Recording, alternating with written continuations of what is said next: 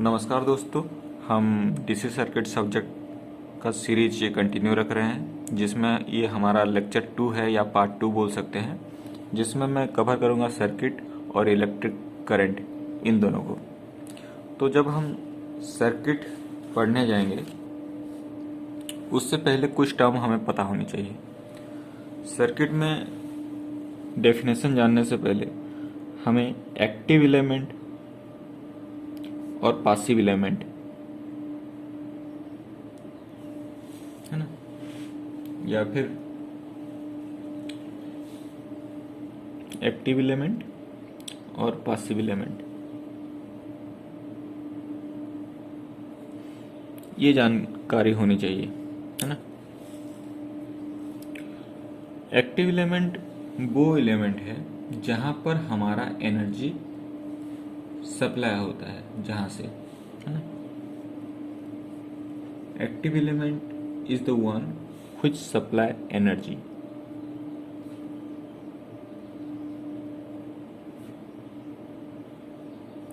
और passive element क्या है? Which receive energy.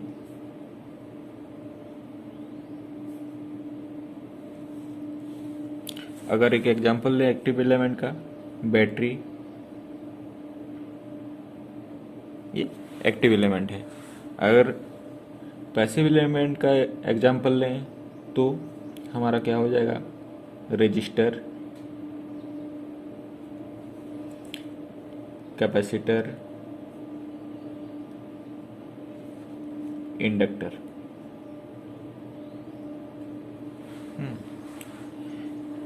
तो बैटरी हमारा एनर्जी सप्लाई करता है, register, capacitor, inductor energy receive करता है। जो एनर्जी रिसीव होता है रजिस्टर में, वो एनर्जी हीट के फॉर्म में डिसिपेट हो जाता है, हीट के आकार में चला जाता है। बाकी जो कैपेसिटर है और इंडक्टर में है, इसमें एनर्जी स्टोर होते हैं। इसका डिटेल्स जो है आगे वीडियो में मैं बताऊंगा, कैपेसिटर इंडक्टर में कैसे एनर्जी क्या स्टोर होते हैं। फिलहाल हम फोकस करते हैं सर्किट के ऊपर। अगर सर्किट की डेफिनेशन हम देखने जाएं, ये इसका डेफिनेशन है। An electric circuit is a closed path consisting of active, जो कि हमारा बैटरी, मैंने एग्जांपल दिया, एंड पैसिव एलिमेंट, जो कि हमारा रजिस्टर यहाँ पर बनाया गया है। All interconnected and the current flow is confined to closed path. तो जैसे एक एक्टिव सोर्स है या एक्टिव एलिमेंट है, वोल्टेज, या इसको बैटरी मान लो, दो पासिव एलिमेंट है, दो रजिस्टर है। तो ये सारे जो हैं एक्टिव एलिमेंट और पासिव एलिमेंट सारे इंटरकनेक्टेड हैं और ये क्लोज्ड पाथ फॉर्म किए हैं। यहाँ से शुरू हो रहा है और आखिर में यहाँ खत्म हो रहा है, तो एक क्लोज्ड पाथ हो गया। इसको बोला जाता है सर्किट।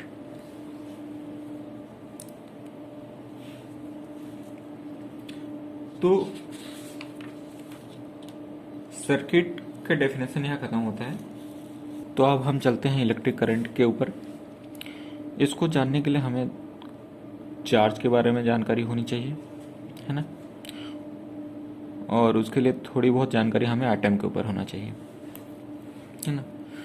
कोई भी बॉडी, कोई भी ऑब्जेक्ट जितना भी हमारे यूनिवर्स में है, वो उसका सबसे छोटा इकाई जो है, स्मॉलेस्ट यूनिट, वो एटम होता है ना। जैसे हाइड्रोजन हो गया, हीलियम हो गया, लिथियम हो गया, जितने भी मॉलिक्यूल हैं, जो भी हैं, सबसे स्मॉलेस्ट, ये सब क्या है? एटम है। तो एक एटम किन किन चीज़ों को लेके बना हुआ होता है? पहले तो एक सेंट्रली एक न्यूक्लियस होता है एटम के अंदर, और उसके चारों ओर इलेक्ट्रॉन रिवॉल्व करते हैं, है ना। एक न्यूक्लियस होता है,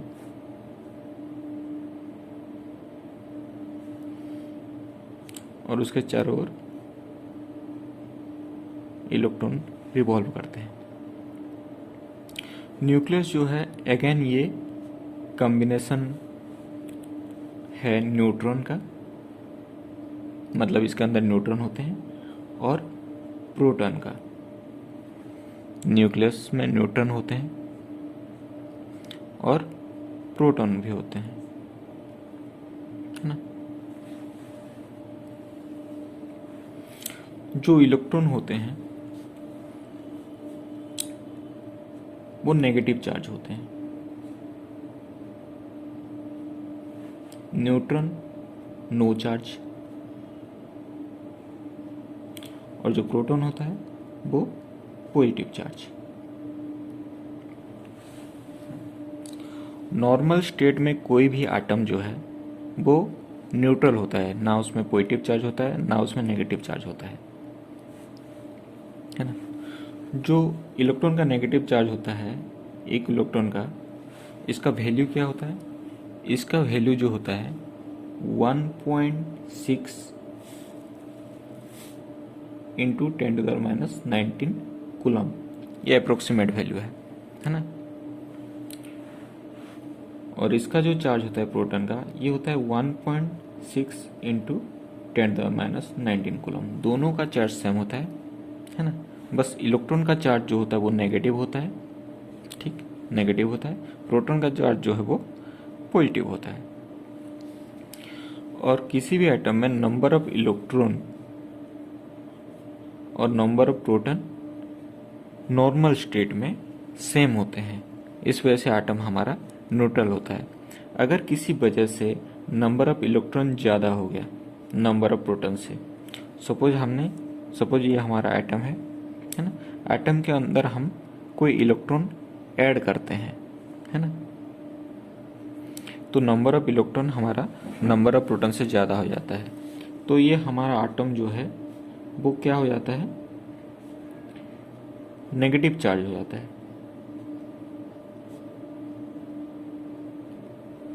अगर हम इलेक्ट्रॉन रिमूव कर देंगे तो नंबर ऑफ इलेक्ट्रॉन जो है वो less than number of proton हो जाएगा। तो अब हमारा जो एटम है वो पॉजिटिव चार्ज होता है। चार्ज को हम इस तरीके से डिफाइन करते हैं। अब जो है एक कूलम चार्ज, जैसे हम एक इलेक्ट्रॉन का चार्ज हमारा 1.6 इंटू 10⁻⁹ कूलम है, ठीक है ना। अब हम अगर बोलेंगे कि 1 कूलम चार्ज में कितने इलेक्ट्रॉन या कितने प्रोटॉन होते हैं, इसको हम जानना चाहेंगे, तो इसको हम क्या करेंगे? 1 coulomb charge equal to 1/1.6 into 10⁻⁹ number of electron होते हैं। मतलब कि इतने संख्या का इलेक्ट्रॉन हो या फिर इतने संख्या का प्रोटॉन हो,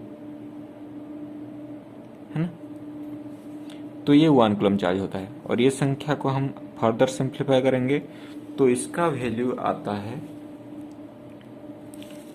6.24 इंटू 10⁻18, अप्रॉक्स वैल्यू है ये।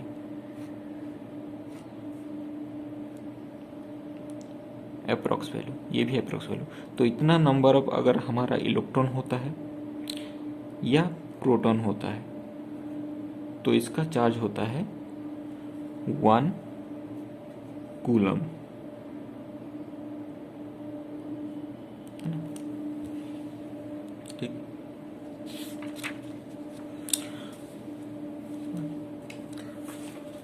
तो जब हम इलेक्ट्रिक करंट देखते हैं, है ना, उसको जानने के लिए सपोज मैं एक सर्किट बनाता हूँ। एक बैटरी है, बैटरी का ये पॉजिटिव टर्मिनल है, ये नेगेटिव टर्मिनल है, और ये सर्किट है, ठीक। सर्किट के नेगेटिव टर्मिनल से इलेक्ट्रॉन फ्लो होते हैं और पॉजिटिव टर्मिनल में जाते हैं। तो मैं एक पॉइंट ए डिफाइन करता हूँ इसी सर्किट में, एक पॉइंट बी डिफाइन करता हूँ। तो ए से बी हमारा जो इलेक्ट्रॉन फ्लो होते हैं या चार्ज फ्लो होते हैं, कंटिन्यू फ्लो ऑफ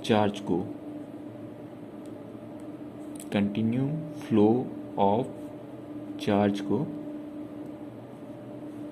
हम करंट बोलते हैं, इसको अगर स्पेसिफिकली डिफाइन करें तो किसी कंडक्टर का, एक कंडक्टर है, उसके क्रॉस सेक्शन में जो rate of flow of charge है उसको करंट बोला जाता है। अगर मैथमेटिकली फॉर्मूला लिखा जाए तो I is equal to D Q by D T. I क्या है? करंट का सिंबल है ना। सिंबल यूनिट के बारे में जानकारी चाहिए तो मेरा प्रीवियस चैप्टर आप देख सकते हैं, उसके अलावा मैं डिस्क्रिप्शन में भी लिंक प्रोवाइड करूंगा। इसको थोड़ा सा अच्छे से बताता हूँ। जैसे ये मान लीजिए कंडक्टर है, कंडक्टर का ये वाला हिस्सा जो है ना, जहाँ पर हमारा चार्ज फ्लो होते हैं, इसको बोला जाता है क्रॉस सेक्शन एरिया। तो इसमें जितने भी इलेक्ट्रॉन हमारे फ्लो हो रहे हैं है ना, इसका जो रेट ऑफ फ्लो है उसको चार्ज बोला जाएगा। तो सपोज जो Q है हमारा, सपोज क्या Q जो हमारा चार्ज होता है, T क्या है? टाइम है, I क्या है? करंट है। तो 1 कूलम चार्ज, अगर 1 कूलम चार्ज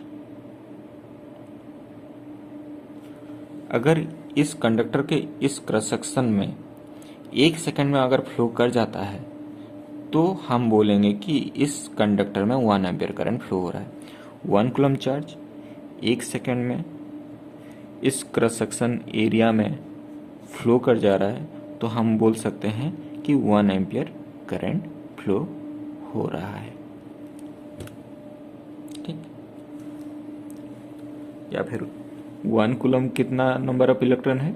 जैसे कि मैंने बताया ये 6.24 इंटू 10⁻18 नंबर ऑफ इलेक्ट्रॉन